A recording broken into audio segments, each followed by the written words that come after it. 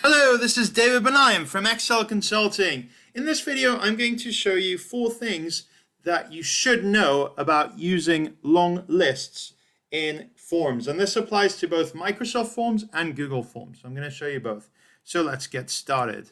All right, so here we are in Microsoft Forms. This is a free service. It came out about a year ago. You can use it either with an Office 365 account or even with a free Outlook.com or Hotmail account.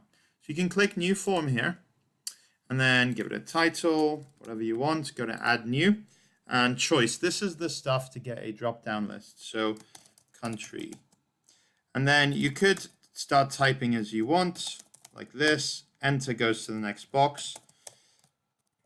And it can be quite quick to do, but if you have a lot that's not practical, you can rearrange them like this as well. However, if you have a long list, you can make that list in Excel. And then I would advise sorting it, select it, Control C, and then here you can go to Add Option and paste it, and it actually pastes all of those in there. So that's a really, really good speed up trick for forms. Again, works in Google as well, as I'll show you later on.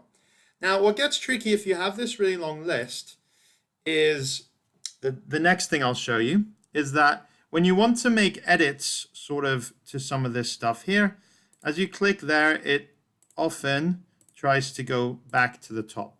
So it's difficult to make edits down here, for example, if you want to choose this multi-select option, because it always decides to jump back up to the top.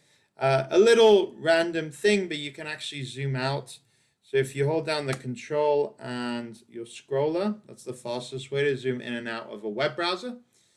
I'm using the scroller in my mouse here and holding down the Control key.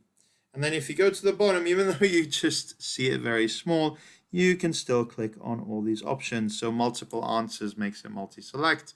I can add an option or add other there at the bottom as well. You can even, if you have really good eyesight, move them up and down here or bin them like that. Whatever you want to do there is good. So that's 2 tips.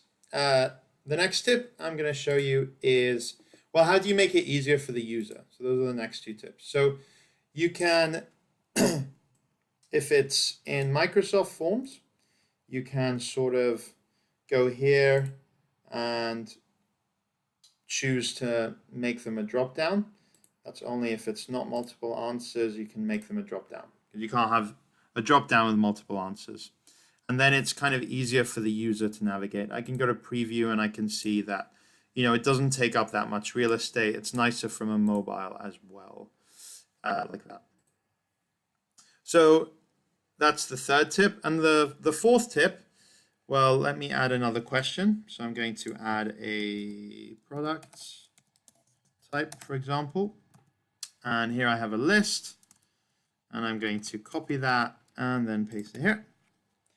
And then you can have a long list. I guess this one's not that long, but what if you want to have a very long one and you want people to get an option to sort of find things faster? You can add another option. So this is just a side point there, and then people can enter it. If you go then to preview, this is how people would see when they would enter it. They can use the find feature, Control F in a web browser. And for example, they can search for shoes. And then even though it's not sorted in this order, they get all the selected ones that say shoes. So they can then tick one off a selected list. There's no search option in this, so this is quite a good option for it. Cool, so those are my 4 tips. I told you I'd show those in Google Forms. It's exactly the same. Go to Google Forms, add a new form like that. Google Forms is again a free product.